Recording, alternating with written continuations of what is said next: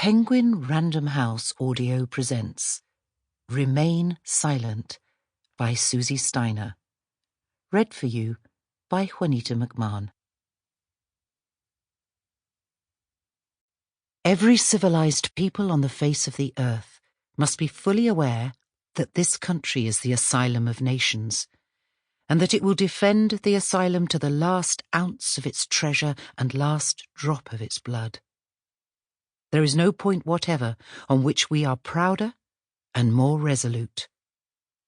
The Times, 1853. Day 1. Midnight. Martis. His key in the door, he shoulders across the threshold, stumbles wildly up the stairs to the bathroom. He can't risk being beaten for soiling the carpet. His stomach is coiling, and despite it being empty, he vomits into the toilet. Acid bile. In a strange way, the retching comforts him. Dmitri is at the bathroom's open doorway. "Are you all right?" he asks. Martis, kneeling by the toilet bowl, groans. Dmitri approaches. "Too much to drink?" he asks. When Martis turns to look up at him, Dmitri says, "My God, what happened to you?" "Lucas is dead," Martis sobs. "I brought him here, and now he's dead. I never saw such hatred, Dmitri. Why do they hate us so much?" Dmitri shrugs sadly. "I hope he haunts them out of their beds at night," says Martis. "To be haunted you must have a conscience," says Dmitri, "and they have none." Dmitri lifts him to his feet. "Come, you need a drink."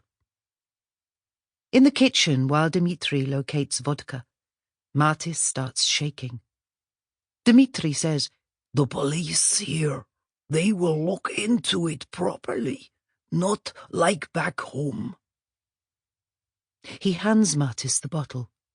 Martis swigs, winces. It burns his sore stomach. "It won't bring him back. This is my fault." In the bedroom, which contains 4 men sleeping on mattresses on the floor, Dmitri takes the empty place beside Martis to comfort him. The mattress where Lucas used to whimper in the dark, until one of the men shouted, "Usi chopt! Povelnu!" Shut the fuck up. "Do you need something to sleep?" Dmitri asks. "That guy, the dealer who helped Sulius, he gave us pills." Martis shakes his head, rolls onto his back. "Sleep," Dmitri says. "We must work tomorrow."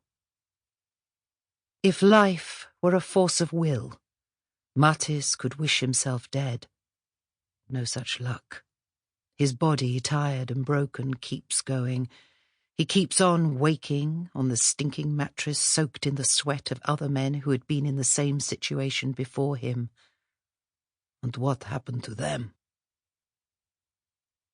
When they are in the van at 4 a.m., it is a moment of reprieve, a moment to exhale. They have survived an ordeal, have dragged themselves from too little sleep, got to the BP garage where migrants from across town are picked up for agricultural work in time.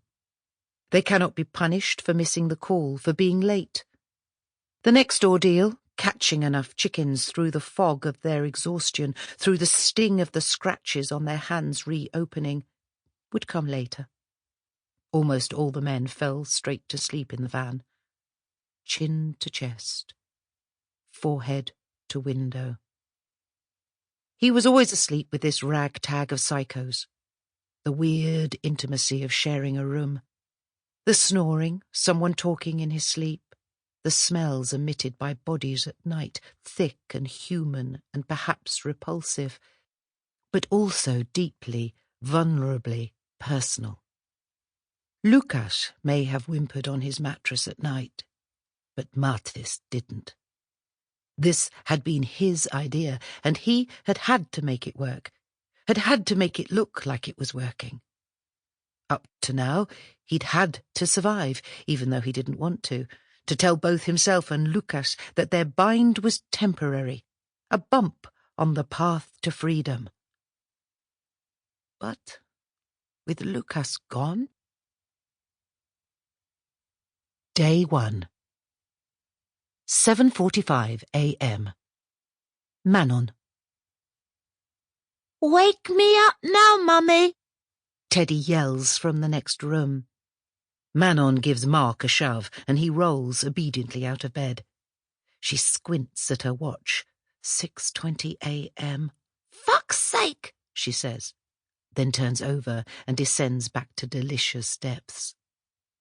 The warmth of the duvet, the darkness of the room, thanks to the blackout curtain lining, the numbness of her mind, broken by harsh winds of irritation, the feel of Mark and Teddy getting into the bed. She would make all manner of pacts with Lucifer to be allowed fresh descent. Give me 5 minutes, 3 minutes, 1 minute. I will give you my soul. There will be a moment of lovely cuddling, the velvety plush of Ted's cheek pads, his squidgeable limbs, forearms, upper arms padded with gentle fat, still of a toddler.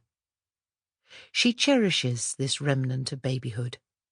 She's become a baby botherer in cafes, over-enunciating "hello" into their cloudy eyes, while their mothers look on her with suspicion. Teddy pushes his fingers up her nose and says, "Hello, defective Mummy," because he doesn't know the word is detective, or perhaps he does. She can feel the crescendo of fidgetry begin, knees in the groin, kissing that becomes biting, until one of them submits to pre-dawn Weetabix. Standing over her boy, she holds his tiny penis away from his body so the yellow arc of piss, warm and high, hits the hedge. She's wondering whether to ring Mark to tell him to nudge Fly, make sure he isn't oversleeping. He's in an important moment at school, GCSEs, and she permanently feels he's too lackadaisical. But then she argues with herself about allowing him to grow up and make his own mistakes. So much of her internal monologue these days revolves around where she is going wrong as a parent. To micromanage or to let go? That is the question. The swings and slide were wet. Teddy went on them anyway. She was too comatose to object. Should she start taking iron for the tiredness? Despite knowing he would swing from happy and absorbed to freezing wet and miserable in a nanosecond. She looks up. The sky is an ominous thumb smudge, the light low and the air damp. Classic British summer. The chestnut tree 20 yards away billows in the wind, its candelabra flowers bobbing wildly. The air smells wet, fresh, with a trace of dog turd on its skirts. She sniffs again, sensing something.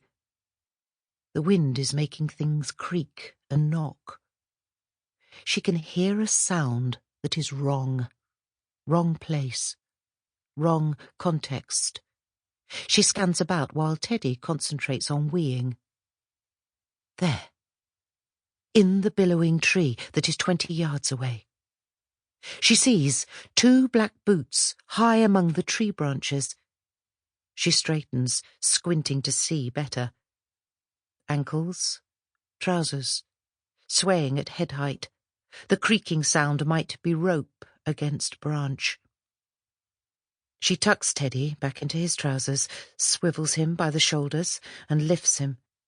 He is too big to be carried. They're always arguing about it, him standing in front of her, his block move, with arms in the air, and her saying, "No, you can walk." So he's bewildered at being lifted, but is certainly not about to argue. Sample complete. Ready to continue?